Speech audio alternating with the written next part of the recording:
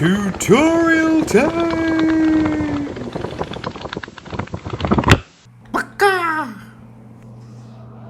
How did we make Dober? Starts with a drawing, like all my characters. That's my daughter. She's helping me design my dog astronaut.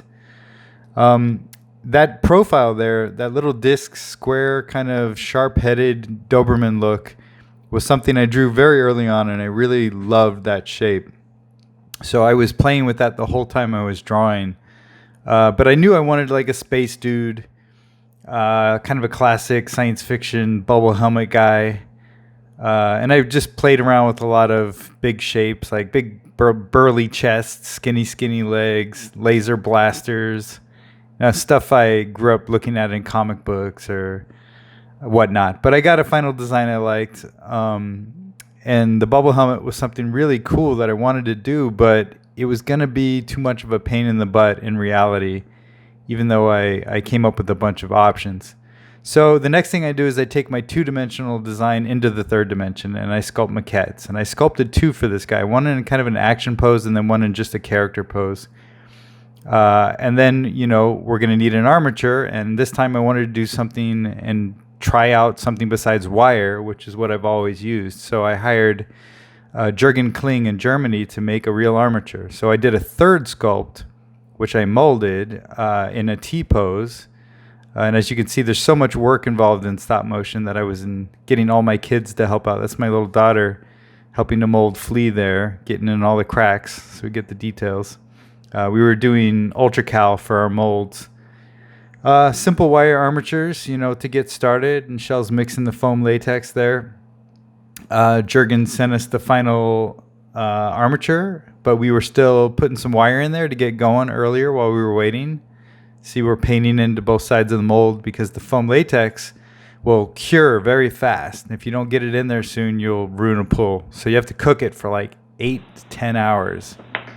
So this is kind of a typical 3 o'clock in the morning alarm where we go downstairs and rip out our puppets out of the oven with this beautiful smell that only people that work with foam latex will know.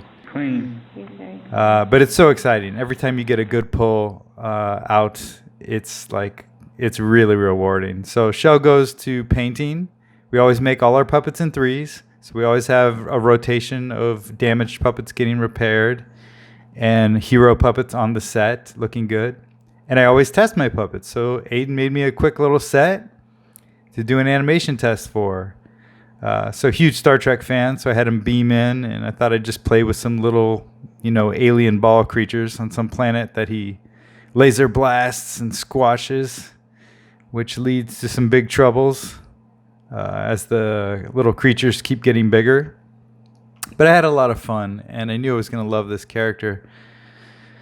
And going to be working with him for the next 4.5 years. But I wasn't happy with his expressiveness of his face because it was foam. So I decided to rip it all off and do a new clay face. And I explored a bunch of expressions and decided to sculpt them all in clay so I would be able to do a little bit bigger range of what I'm looking for. So I made a bunch of expressions, a bunch of faces, and I went with a mix. But how was I going to attach it to the foam latex body? Was I going to use a collar? Was I just going to run the clay through there? So I did some tests to look at it, and you can see it's a little wobbly there, but I ended up being able to tuck it under the suit there by just digging it out a little bit, and it worked great for the rest of the foam. So that's what I did, and now it was on to create the fight. We got our two puppets. Let's make a movie.